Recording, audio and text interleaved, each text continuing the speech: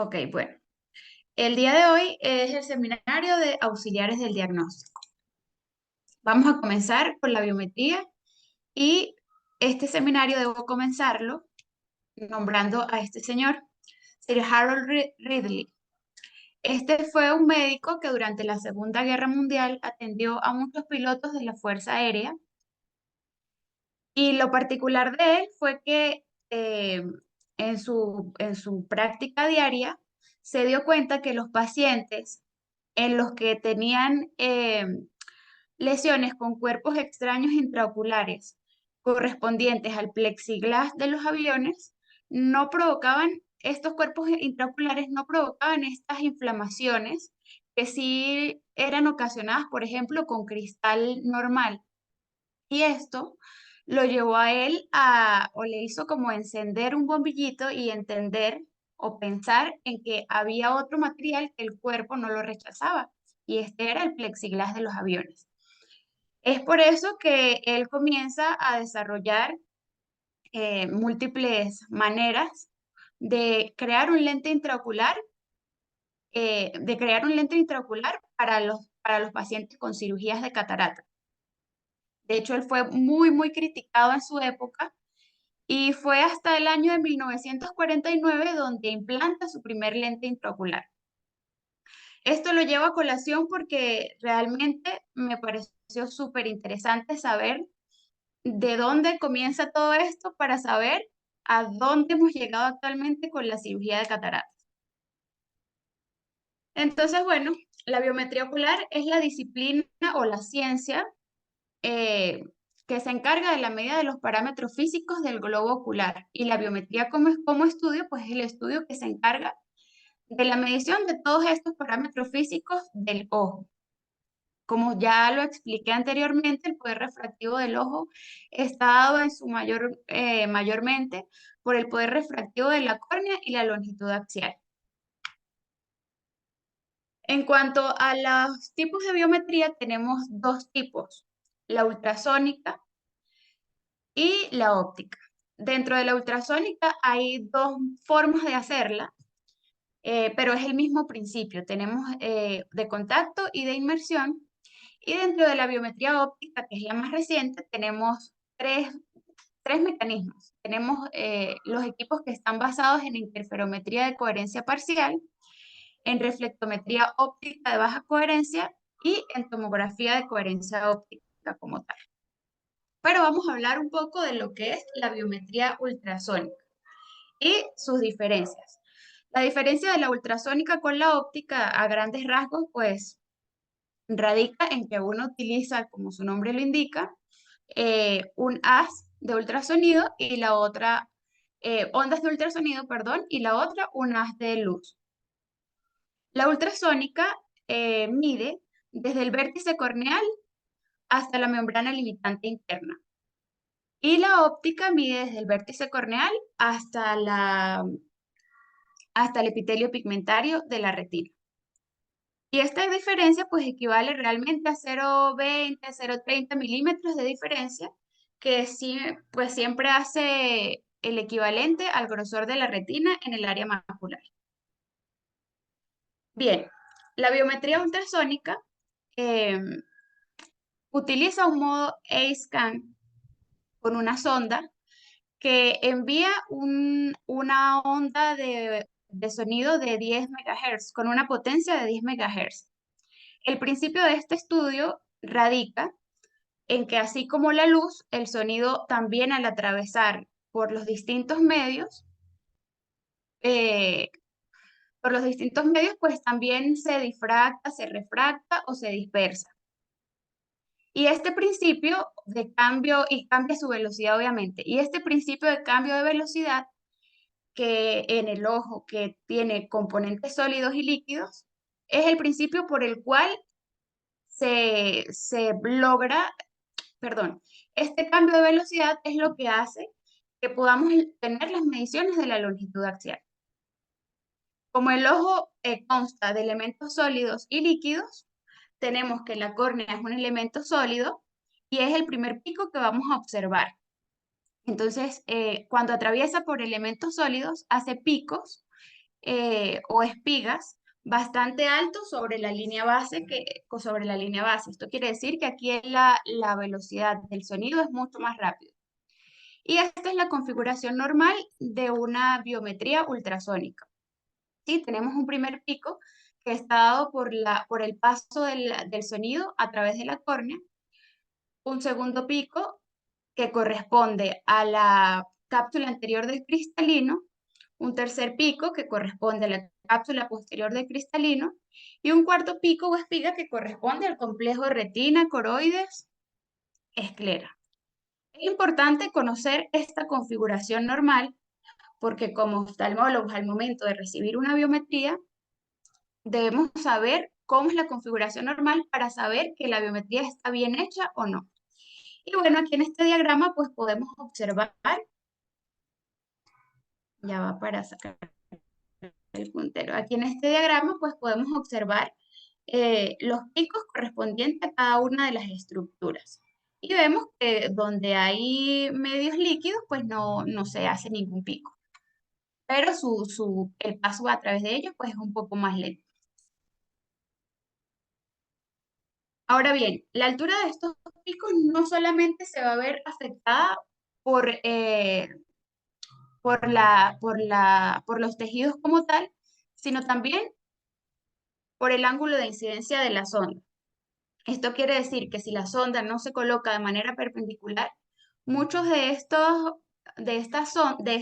ondas de sonido se van a dispersar y entonces las ondas o los ecos que van a regresar a la sonda no van a tener la misma intensidad.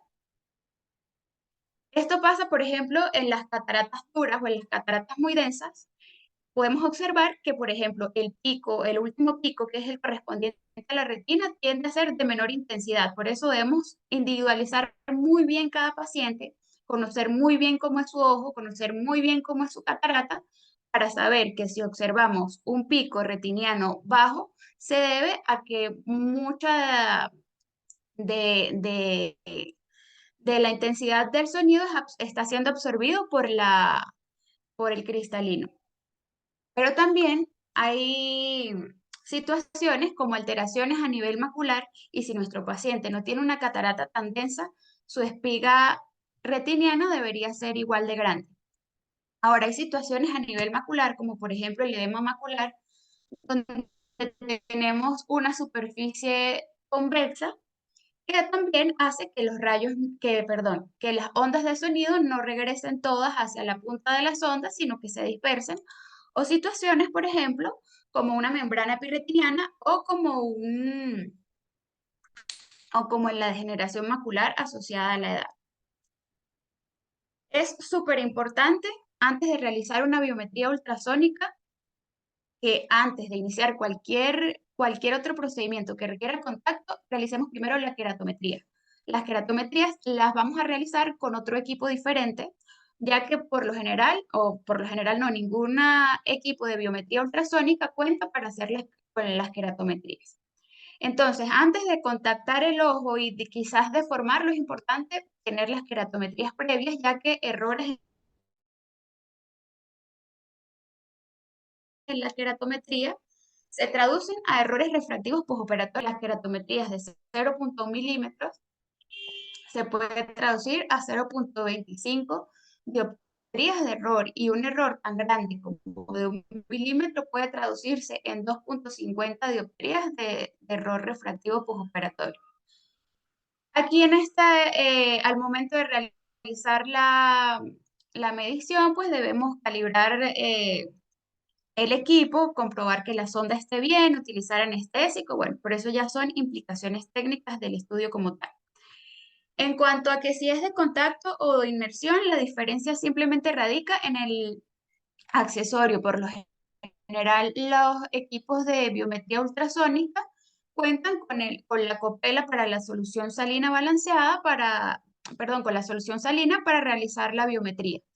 Mientras que la de contacto, bueno, su palabra lo dice, va en contacto directo con la córnea. Y otra diferencia importante y que debemos saberlo al momento de la configuración de los picos es que en la biometría de inmersión, bueno, primero vamos a tener el pico que corresponde al líquido y a la sonda como tal.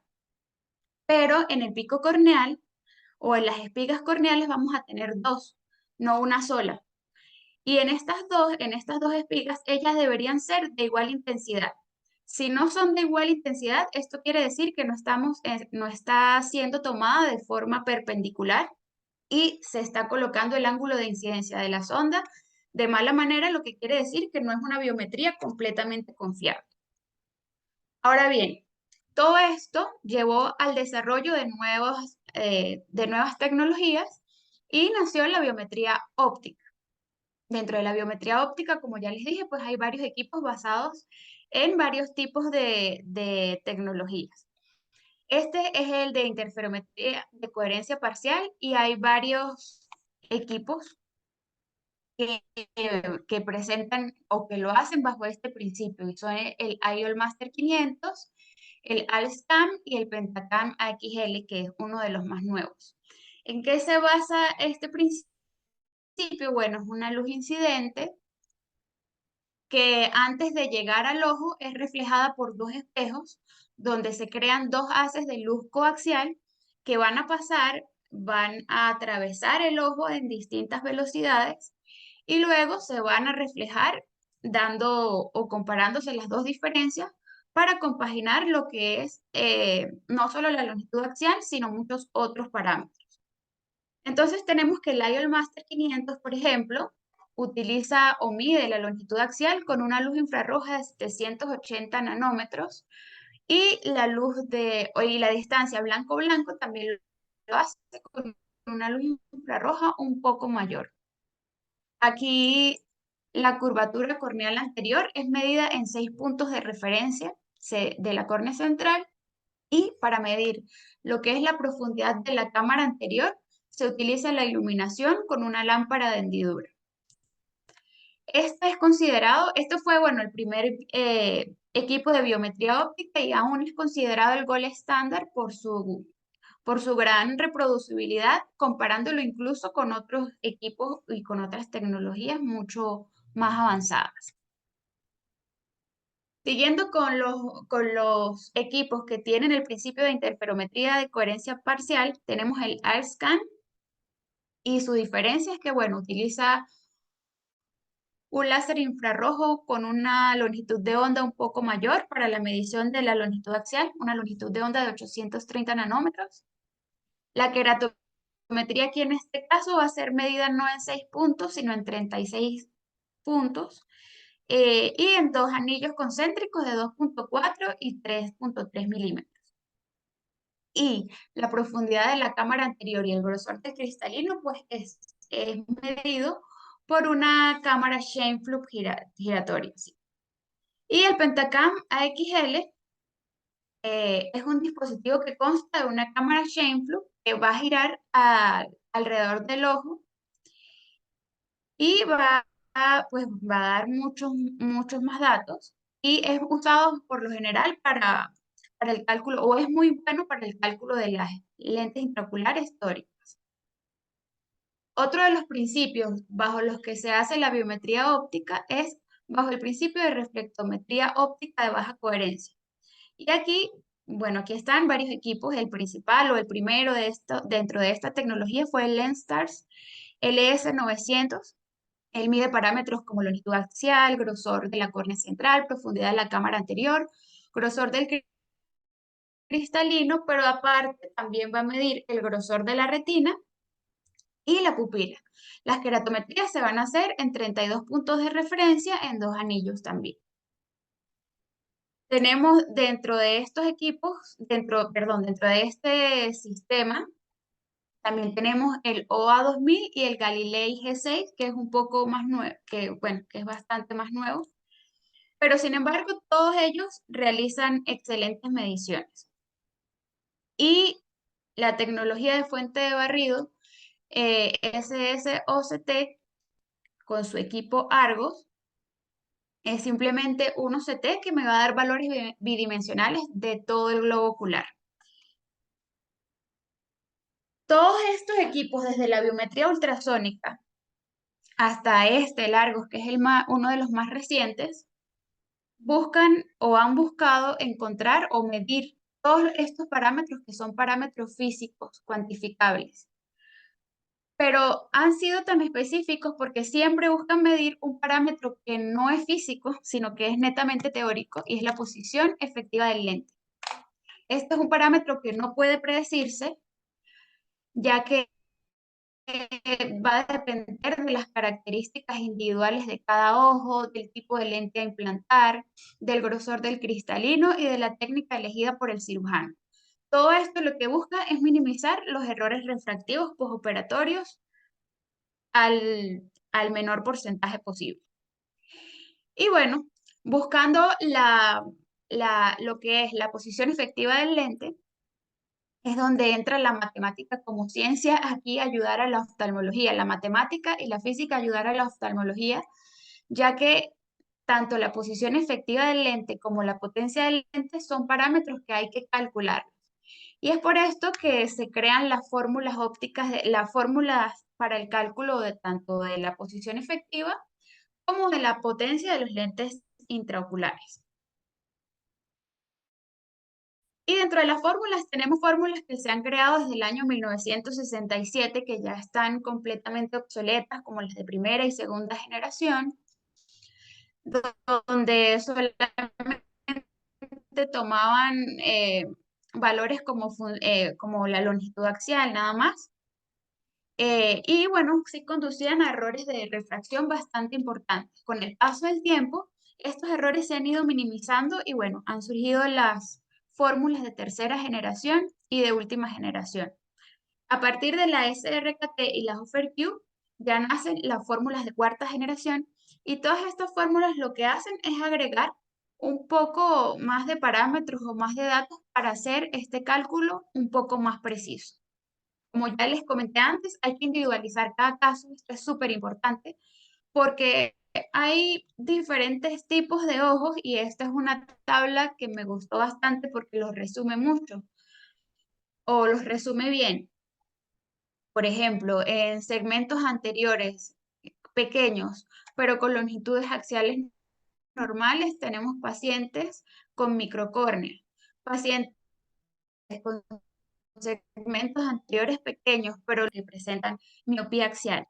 Y todo esto debe saberse y debe tenerse en cuenta para poder calcular la potencia del lente de la mejor manera posible. En cuanto a las fórmulas, bueno, hay diversos estudios que comparan unas con otras. La verdad es que todas o la mayoría de las fórmulas tienen muy buenos resultados. Aquí hay un cuadro donde podemos observar, por ejemplo, que es SRKT, es muy buena para ojos normales y para ojos largos, que es una de las más usadas, y Haigis es muy buena para ojos normales. Y también tenemos las fórmulas de nueva generación como Barrett 2, que según los estudios que estuve revisando, la literatura que estuve consultando, es uno de los que tiene menos porcentaje de errores. Entre estos estudios, bueno, está este, que es hecho por Sabini en Italia, donde a pesar de que dan como de que las fórmulas que tienen menos porcentaje de error son las fórmulas de última generación, también le dan mucha validez a fórmulas de tercera generación como SRKT. Y esto es un estudio de septiembre del año pasado donde haces un metaanálisis, donde evalúan alrededor de 2.200 ojos y toman aproximadamente 15 estudios. Y esto determinó que las mejores fórmulas para el cálculo de los lentes intraoculares pues son Barrett, Universal 2 y Kane. Pero ¿qué pasa? Muchas de estas fórmulas pues necesitan el poder total de la córnea y esto lo da solamente los equipos más avanzados. Ahora bien, vamos a seguir con la ecografía, que es otra herramienta de diagnóstico. Como ya lo expliqué, bueno, el principio de A-scan lo explicamos en la biometría ultrasónica. Y bueno, aquí tenemos la configuración de cómo es un ojo ecográficamente por A-scan. El principio, la modalidad de scan, utiliza en vez de una sonda con potencias de 8 MHz, utiliza una de 8 MHz, de 10 MHz, y en vez de picos o amplitudes, pues va a mostrar lo que son visualización, ecogenicidades, ¿sí? Entonces se van a ver eh, ecoecoicos o anecoicos. Y esto, bueno, estos ecos al final, pues lo que me van a determinar es una imagen de lo que estamos estudiando. La ecografía es bastante útil, sobre todo en aquellos pacientes en los que no podemos observar el polo posterior, como en el caso de pacientes con cataratas bastante densas o con cataratas traumáticas. O por ejemplo en pacientes que tienen ifema total, en los que vamos a realizar una cirugía de emergencia y queremos saber bueno, cómo está todo el ojo, si la retina es viable, si no es viable, si el cristalino está luxado hacia cavidad vítrea, si hay hemorragia vítrea, desprendimiento de retina o desprendimiento coroideo. El VM sigue el mismo principio del ultrasonido. Es otra herramienta diagnóstica y más que todo es usada por los especialistas en glaucoma. Sin embargo, también para los segmentólogos y también es una herramienta en diagnóstica muy valiosa en general. El principio de esta es que va a usar una potencia un poco alta, pues no se tiene tanta penetración del tejido, va a penetrar a unos 4 o 5 milímetros como máximo, pero sí tiene una excelente resolución. Entonces aquí, bueno, vamos a poder observar muy buenos detalles del segmento anterior. Podemos observar distancia de apertura del ángulo, área de rebaje del ángulo, profundidad de la cámara anterior y la bóveda del cristalino. Es realmente útil para saber la extensión de lesiones de la superficie ocular y si hay penetración hacia los tejidos adyacentes. También se utilizan los casos de uveitis. Aquí podemos observar un paciente donde, bueno, el cuerpo ciliar está bastante inflamado, o también para la posición de los lentes, porque muchas veces queremos saber si un lente tanto fáquico o un lente que quisimos dejar en sulcos está en su lugar y está bien posicionado, no está produciendo ningún tipo de glaucoma secundario. Vamos a continuar con la microscopía especular. Y esta es una herramienta bastante valiosa, cuyo principio consta, bueno, como su palabra lo dice, en el uso de espejos o en la propiedad de la córnea de reflejar la luz como un espejo. Entonces consta de una luz o un haz de luz que es reflejado, que es reflejado a la córnea.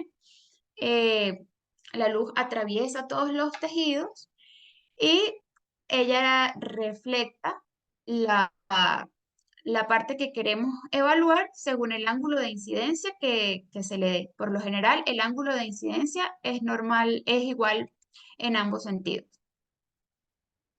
Ok, entonces al momento de realizar una microscopía especular tenemos que tener en cuenta que el endotelio, como lo dije en el seminario anterior, es una capa que no se regenera, que nacemos con un número finito de células endoteliales y estas se van perdiendo a lo largo de la vida, se van deteriorando. Entonces es importante realizar un análisis cuantitativo, sí, pero también un análisis cualitativo para saber y determinar si la calidad y el número de células que estamos evaluando son buenas y se corresponden con una excelente función de la bomba endotelial o no. Aquí, por ejemplo, podemos ver un endotelio corneal normal, donde las células prácticamente tienen todas el mismo tamaño, tienen todas 6 lados y no hay presencia de espacios sin células.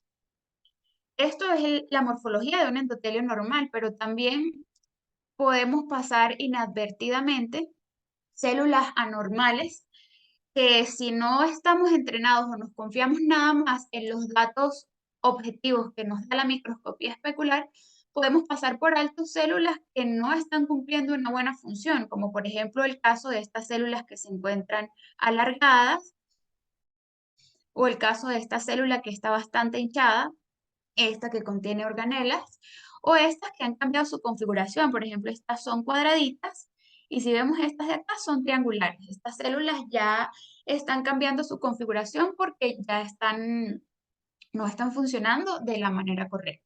Ahora bien, en cuanto a la evaluación objetiva de la microscopía especular, pues ella mide la densidad celular, nos da valores del área celular media,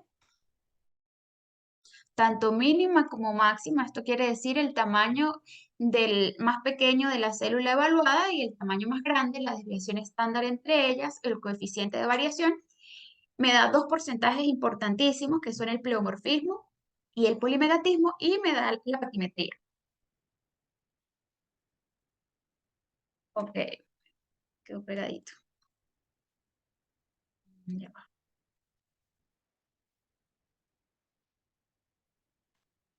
Ok. Aquí, por ejemplo, podemos observar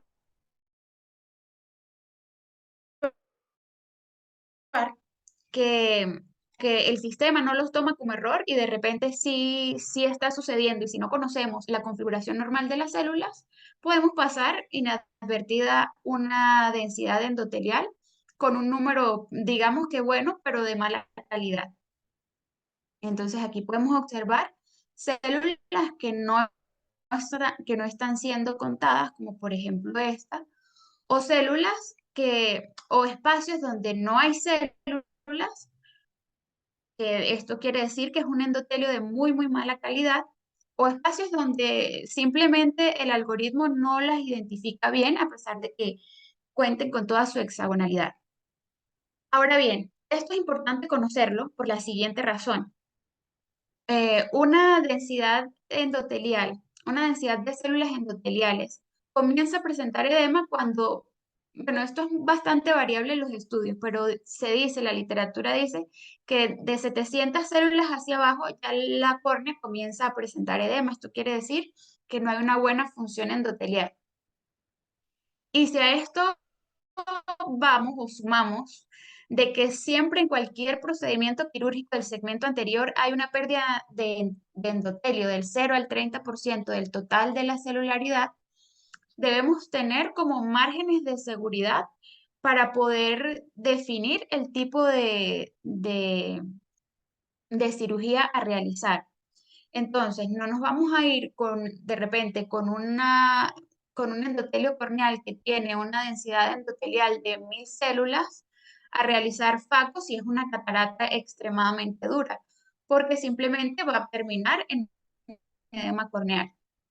También es muy importante saber y conocer cómo es nuestro endotelio, porque si es un endotelio de mala calidad, así el paciente tenga un contagio celular bueno, pero si tiene un índice de pleomorfismo y de polimegatismo, de pleomorfismo menor de 50% y de polimegatismo mayor del 40%, esto quiere decir que la bomba endotelial no es muy buena y que el paciente debe saber que en su postoperatorio inmediato quizás los resultados no van a ser como él los espera. Entonces hay que ser bastante sincero con el paciente para que él sepa que quizás esto va a ir aclarando durante los primeros días, pero que inmediatamente no va a ver bien siempre y cuando no haya ningún tipo de complicación.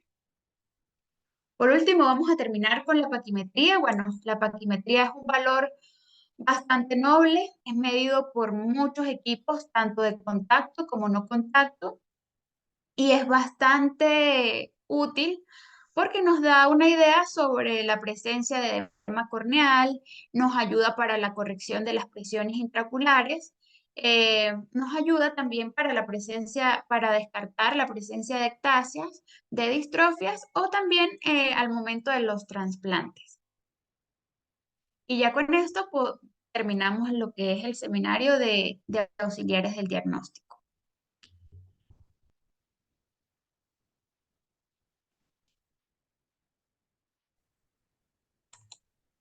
Excelente, Gaby, te felicito. Súper, súper bien resumido el seminario. Bueno, mis observaciones.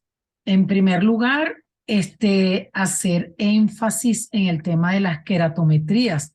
Justamente antes de iniciar el seminario estábamos hablando de una sorpresa refractiva reciente que tuvimos con un paciente con KR previas. Y es que fíjate que diferencias queratométricas pequeñísimas te pueden dar una diferencia luego biométrica o en el resultado óptico, pues bastante importantes, ¿no? Entonces, como ahorita, o de unos pocos años para acá, es que han estado apareciendo o están comenzando a aparecer los pacientes que hace 30 años se hicieron queratotomía radial, están apareciendo ahora para cirugía de cataratas.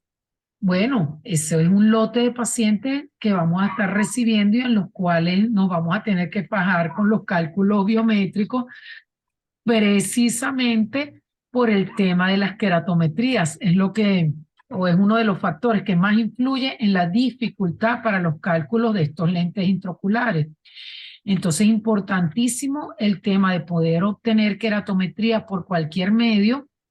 Pues nada, uno viene haciendo sus keratometrías convencionales, pero también utilizando la topografía, que es súper complejo en estos casos de córneas modificadas, porque una cosa es la córnea central, pero luego cuando tratas de medir, yéndote un poquitico más a la periferia, entonces te comienzas a tropezar con las incisiones que empiezan a cambiarte todos los parámetros y hacer tan difícil el cálculo de los lentes. Bueno, entonces valga resaltar que, bueno, que como tú bien dijiste, realmente los equipos como tales han salido equipos nuevos, pero se ve que todavía, bueno, todas nuestras últimas generaciones de equipos han sido igualmente, digamos, útiles para las mediciones y lo que realmente ha cambiado es las fórmulas. Ahí es donde los matemáticos y los físicos han entrado acá. La verdad es que en los últimos congresos se ha hablado muchísimo de eso, porque al final la parte matemática ha sido la que nos ha modificado las cosas. Entonces, podemos seguir tomando datos con nuestros equipos y los cambios pues han sido más de cálculo y de fórmula que en sí de equipo. Entonces me gustó mucho que dijeras que bueno, que realmente tú puedes tener un IOL Master o equipos más novedosos, pero las mediciones que tomas siguen siendo igualmente útiles. Entonces, en lo que nos tenemos que ir luego a hacer énfasis ya es en la parte de las fórmulas, que por supuesto de eso estaremos hablando más adelante cuando ya estemos hablando directamente de los cálculos de los lentes intraoculares, que es un seminario aparte también, ¿ok? Entonces, lo que quería decir es que más ha sido la evolución de las fórmulas que de la biometría en sí, ¿ok? Nuestras mediciones biométricas siguen siendo bastante efectivas con nuestros últimos equipos. Y bueno, el tema de la posición efectiva del lente ha sido un tema también que se le ha dado muchísimo peso últimamente por la misma razón biométrica de la que estamos hablando, porque un lente, algo tan pequeño como medio milímetro, más adelante o más atrás te va a dar una diferencia óptica muy importante. Entonces todas las estructuras en el ojo están cerquita una de las otras. De hecho, medimos muchas cosas en micras, ni siquiera en milímetros, precisamente porque sí, resulta que sí tienen una importancia enorme. Entonces, los equipos o las fórmulas que nos incluyen este parámetro de posición efectiva del lente siempre van a ser más exactas y más efectivas que las anteriores, ¿ok?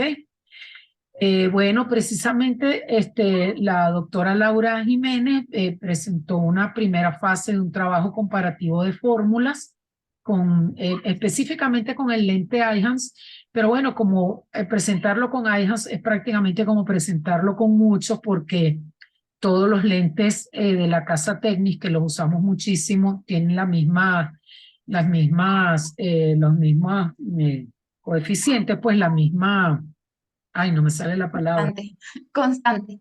la misma constante, entonces, bueno, podemos predecir más o menos, o sea, podemos transpolar ese trabajo a lo que es el tema de cuáles son las fórmulas que mejor funcionan, ¿ok? Pero bueno, el tema de las fórmulas y del cálculo de lente intraocular es otro seminario, que es un seminario muy bonito y muy complejo, pero bueno, valga a modo introductorio porque lo que nos interesa ahorita es saber esto, pues que las biometrías realmente son muy exactas porque sus principios básicos, que son los que explicaste, lo que sucede con esta onda que atraviesa el ojo y atraviesa cada medio del ojo más sólido y menos sólido, más líquido, pues eso es lo básico que tenemos que comprender cuando analizamos una biometría para saber que está bien hecha.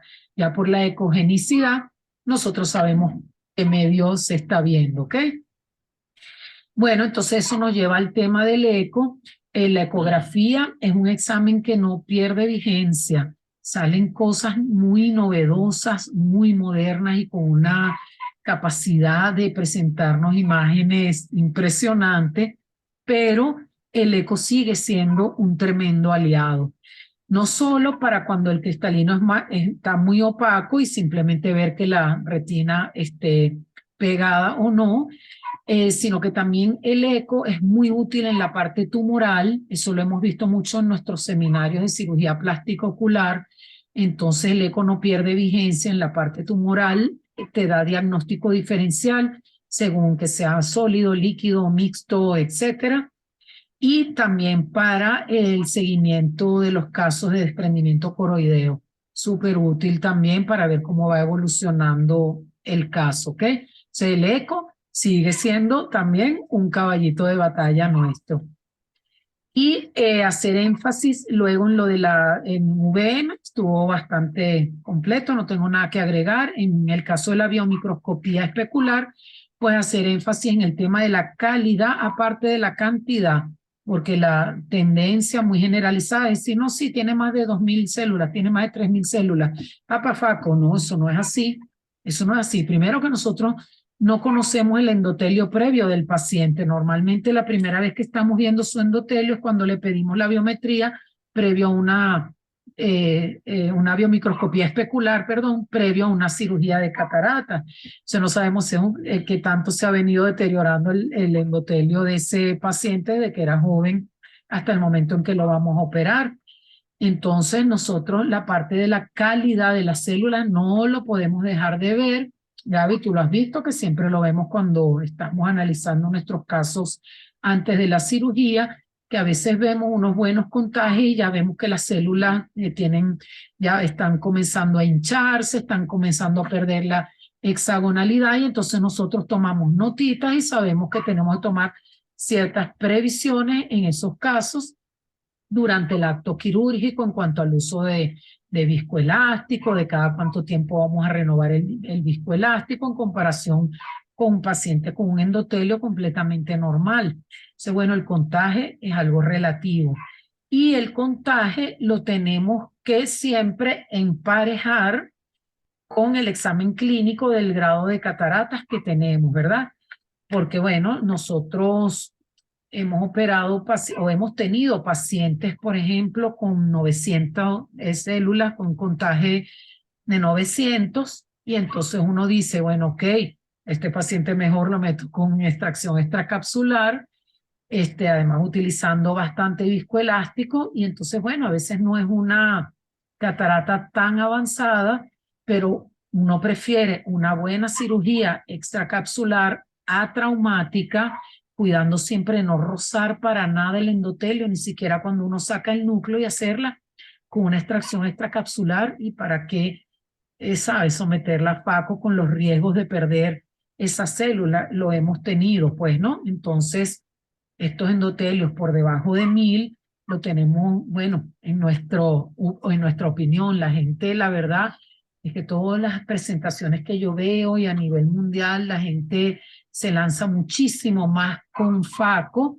en comparación a lo que en general hacemos nosotros en IMOC, todos los cirujanos, que nos hemos esmerado pues en entrenarlos en la técnica de extracapsular, porque nos hemos dado cuenta de que una extracapsular bien hecha en pacientes con contagios bajos, aunque tengan cataratas grado 2 a 3, es preferible que arriesgarnos a una cirugía de facomulsificación y después estar lidiando con un edema corneal difícil, pues entonces no tiene como sentido, ¿no? Entonces nos encanta que sigan teniendo ese mensaje todos ustedes que están en formación de que tienen que dominar la técnica de cirugía extracapsular de catarata, enamorarse de ella, sabiendo que la reina es la facomulsificación indudablemente, ¿no? Uno tiene que evitar abrir. Siempre lo que uno tiene que buscar es poder trabajar por su incisión mínima de facomulsificación,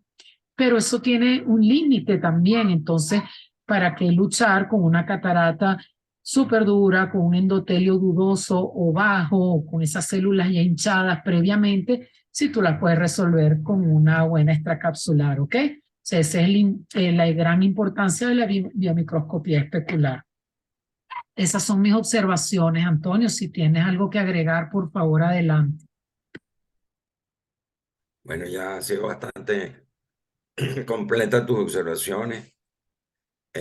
Si la biometría, sí me gustaría profundizar más en biometría, pero va a haber un seminario aparte, entonces lo dejamos para luego. Lo que sí voy a agregar es que en biometría, las queratometrías que sirven son las que se usan. Para esto, cuando usamos biometría ultrasónica, lo ideal es que sea por inmersión, lo ideal no, y que las queratometrías sean tomadas por esos queratómetros tipo Yaval y eso, los queratómetros de reflexión antiguos. No sirve o no es bueno tomarlo las queratometrías por topografía, porque los topógrafos son buenos para ver la forma de la córnea, pero no son buenos para hacer biometrías de rutina.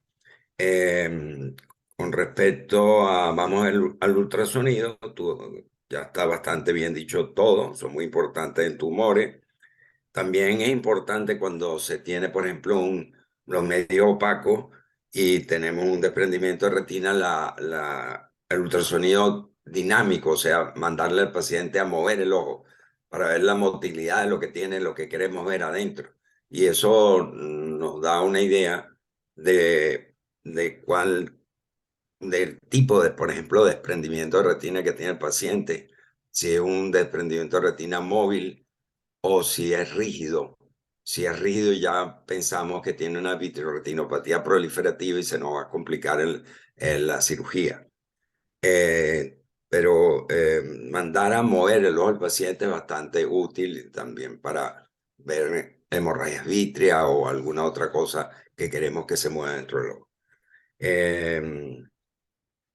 Con respecto a la microscopía especular, bueno, ya lo dijiste todo también, Cecilia. Y ante la duda, yo creo que extracapsular, lo que dijiste, una buena extracapsular es preferible a una facomulsificación traumática o con daño endotelial, porque el paciente va a terminar, en el mejor de los casos, en un trasplante de córnea, que no es deseable. Con respecto a la VM, la utilidad es para casos muy puntuales. Por ejemplo, en glaucoma, para ver el ángulo se puede saber por otros métodos y no por ultrabiomicroscopía. Es muy bueno para ver lo que hay detrás del iris, si el iris tiene algún tumor, un cuerpo extraño, algo así. Sí se pueden ver cosas detrás del iris, o sea, en la cámara posterior. Y también si el lente intraocular, de alguna manera, a ver cuál es la posición de la áptica del lente intraocular, se ha usado específicamente cuando hay uveitis y dolor en el paciente y está rozando una de las ápticas en el iris. Entonces, eso puede determinar la necesidad de realizar una cirugía de extracción del lente intraocular y colocarlo en otro sitio para que no roce el iris, para que no esté causando un trauma crónico en el iris. Bueno, y la paquimetría. La paquimetría tiene, bueno, ya los valores que se saben para cirugía refractiva, para glaucoma también, para ver la presión intraocular más verdadera, o sea, verdadera. Y se usa también para el implante de anillos corneales, muy sumamente útil. Se usa en pabellón y tiene bastante, yo le diría, bastante utilidad a la paquimetría. Bueno, una pregunta, la OCT es para otro seminario, ¿no? Bien. Sí, Bueno, ahí termino mis observaciones, que no fueron muchas, un complemento de la doctora Cecilia Rotó. gracias.